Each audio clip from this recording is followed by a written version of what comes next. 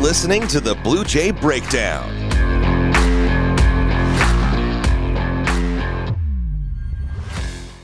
We're back with another episode of Blue Jay Breakdown with Jacob Padilla and Mike Sautter here, talking men's side of things and the Big East Tournament, which was a very short stay in New York City. We'll start there and then move on to the NCAA Tournament matchup. But, yeah, you were there in New York and wasn't great. Yeah, I was. My first Madison Square Garden experience, first Big East Tournament experience. Yeah. So was glad to get that opportunity. You in New York City, that was fun. Yeah, it was. Didn't last long. We stayed in Jersey City and just went in for the one game, and that was basically it. So that's unfortunate. Can't imagine you in New York City enjoying yourself that much. Yeah. A lot going on. A lot going on, yes, very much so. But, it's unfortunately not a lot going on for Creighton because they lost 78-73 to Providence in the quarterfinals. And this is kind of the one thing that gives you pause about Creighton, was just kind of the inconsistency. We've seen games like this happen throughout the season pop up where the threes just aren't falling and the other team's physicality has kind of taken them out of generating anything else. They scored efficient. They shot 50% inside the arc. They just didn't get many of them compared to Providence. 26 is not good. Yeah, and so if Creighton doesn't win the 3-point battle and they're not establishing Kalkbrenner, then they're not going to win. So that's Providence did a good job of just being really physical, denying their actions, kind of pushing them out of their spots, and Creighton didn't handle it well, which we've seen them do a few times. Like that's kind of a common theme from some of their losses. So that's they're gonna have to learn from that, figure out a way that that they can avoid letting that happen, how to react when teams play that way, because everybody's got the tape. But that being said, it's just one loss in a long season, and they racked up plenty of wins, and now they're heading on to the NCAA tournament, which the Big East did not get much respect, unfortunately, from the committee. Unbelievable, actually. Yeah, 3 teams apiece on the men's and women's side, and it's the same 3 teams. Yeah. Creighton drew through the 3 seed in Pittsburgh, so like that's kind of they're the 10th overall seed in the tournament. So Creighton did get respect, right? But kind of the rest of the league did not, so they will get the 14 seed Akron in their first round game. They're in which Akron got lucky. They should not be here. They should not be in the tournament. They got so lucky. Yes, unbelievably lucky. Yeah, team in the MAC final fell behind by 1, and then with 4 seconds left, the opposing team decided to foul. Yeah, well, just lost track of the score. Thought they were down, intentionally fouled to stop the game, not realizing they had just taken the lead. So they hit 2 free throws to win that game and put themselves in the tournament. 24-10 on the season. They're 116th in KenPom, 162nd in offense, 97th in defense. The thing about Enrique Freeman is a double-double. Yeah, MAC Player of the Year. Best player. They're a tough matchup. It's just kind of a weird matchup because they don't really have a post player. Freeman is their best interior presence. He's 6'7", 206. Yeah. They're 5-man, 6'9". It's kind of the tallest guy they go, like in terms of real rotation minutes and production. And Sammy Hunter, he's a 3-point shooter, 36% on almost 5 attempts a game. So kind of where do you put Kalkbrenner? Because Freeman can step out and shoot. He doesn't take a lot of them, but he's at 37% on threes on less than 2 a game. So it is something he can do, but he does most of his work inside the arc. They're 31st in 2-point percentage and only 271st in 3-point percentage. So outside of Hunter, they don't really have a ton of kind of volume shooting there. And they've really benefited from teams shooting poorly against them. They are 13th in the country in opponent 3-point percentage and 43rd in opponent free throw percentage. Teams are shooting under 70% from the line and 30% from 3. But they don't really discourage attempts. Like teams still can get 3s up against them. They just haven't hit them. So, and they don't defend 2s very well. So that's kind of is a case where it's like there's no easy matchups for Creighton defensively with Kalkbrenner and the way they play, so they're going to have to get creative there. Out of the ball. But on the other side, they're going to have to establish Kalkbrenner, and he's got to be a force. They've got to make them pay for them. If he's going to be chasing around guys on the perimeter on the other end, they got to make him make them guard him inside. Speaking of Kalkbrenner, he'd be when he steps on the court, unless something crazy happens. He's only the second player to appear in 4 NCAA tournaments in Creighton history with Cal Korver. It's pretty good company. There's only been one guy that's been in 4 straight. Yeah, he could also be in 5.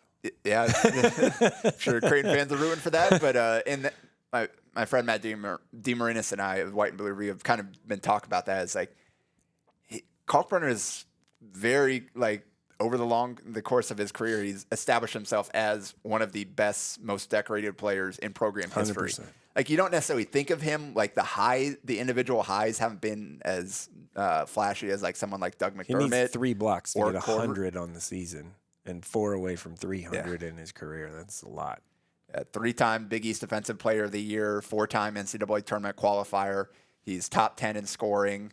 Obviously, up there in rebounds and blocks as well in program history. He's had a phenomenal career. So hopefully he can be the difference in this first game. He's working on being on the Mount Rushmore of Creighton players. Yeah, very much so. Like he's very much got it, especially depending on how it ends this year or if he comes back. He puts. If he comes back, he's point. breaking all kinds of records. Yeah. But that's for down the road. Right now, he's focusing on Akron, and they've got a familiar face in Ali, who played for Butler last year. He was Akron, transferred to Butler for 1 year, and then went back. Kind of a 6'8" wing, averaging almost 16 points a game for them. Their leading assist guy at 2.8 a game. Doesn't shoot the 3 well. They're kind of smaller guard Greg Tribble, 10.5 points a game. So like they. It'll be an interesting matchup. Creighton is the better team. They should win, but the coaches kind of have some interesting decisions to make in terms of how they choose to defend this team. I will tell you, it could be pretty high scoring. Yeah. Because Akron's at 74.5 a game or whatever. And, Creighton's probably going to score more than that. I'm just going to guess. So both offensive, teams can maybe score a little bit. Yeah, and then so if Creighton does take care of business there, on the other side there in Pittsburgh is 6th seed South Carolina against 11th seed Oregon and Dade Altman. So that potential would be awesome.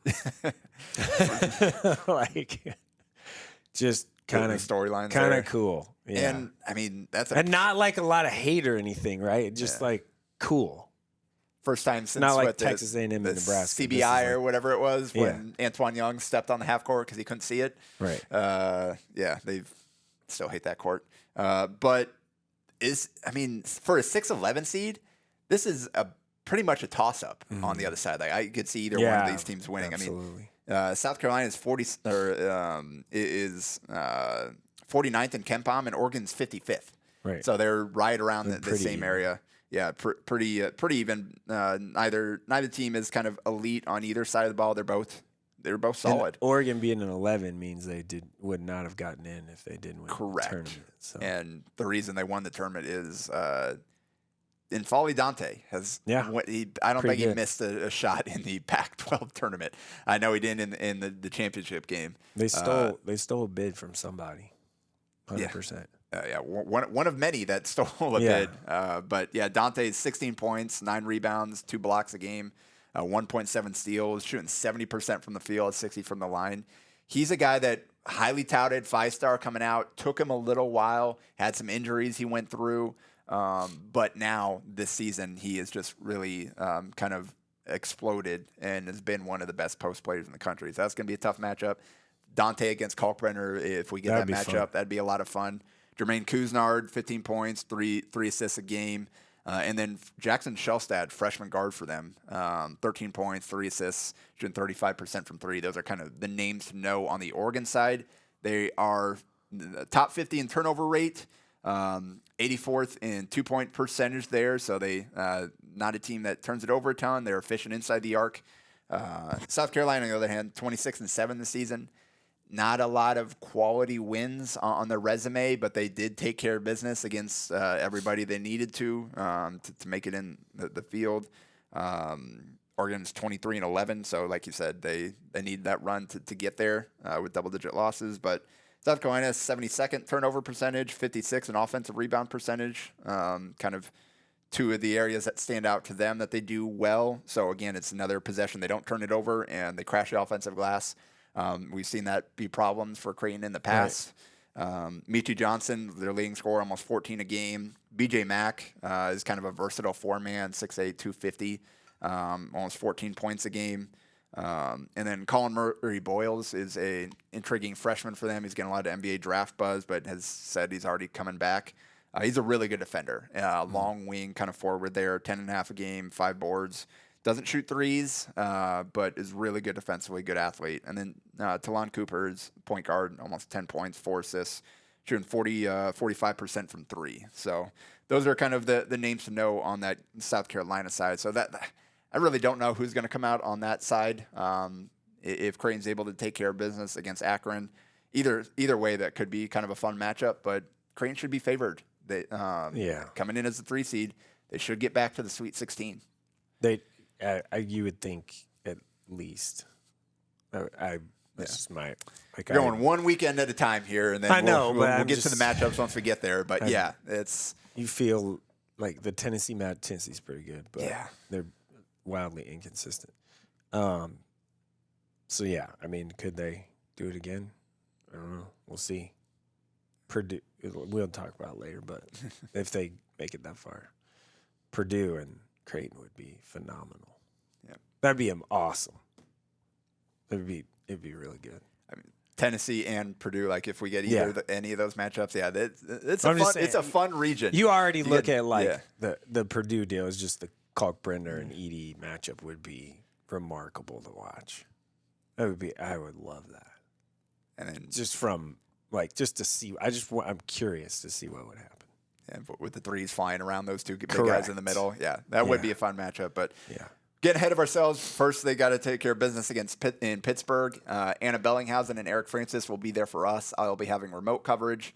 I'll bring in some coverage here from Omaha as well. There's certainly some interesting for the fans that are staying back and have got tickets here. We've got some Creighton ties coming to Omaha with former Greg McDermott assistants, 3 of them. Off his coaching tree with Darren DeVries, bringing his son Tucker, who obviously grew up in the Creighton program. Drake's coming here to Omaha. And then on the other side of that little quad is Iowa State, led by TJ Otzelberger, against Eric Henderson in South Dakota State. And Hendo worked for TJ. Yes. who worked for Mac. Mac, yes. Yeah, so all kinds. It's basically the McDermott coaching tree convention with McDermott elsewhere. Yeah. And we've got 3 Nebraska natives on that South Dakota State team, including Charlie Easley from Lincoln Pius X and William Kyle III from Bellevue West, who Conference Player of the Year or Defensive Player of the Year in the Summit, has really come along strong here in his sophomore year. Charlie Easley's grown into a terrific player for them. Really tough kid. Hopefully ankle's all right. It went down in the conference tournament, rolled the ankle pretty badly at the end of their game. Hopefully he's healthy and ready to go. But plenty for those that are staying here, plenty of people to root for in the Omaha regional first round here. And fortunately, Creighton plays early in the day. So if you're staying home, you can watch them and then head down to CHI Health Center to cheer on some familiar faces there. But we will be back next week to discuss all of that here and hopefully preview a Sweet 16 Talk about Elite some wins. Run. Yeah.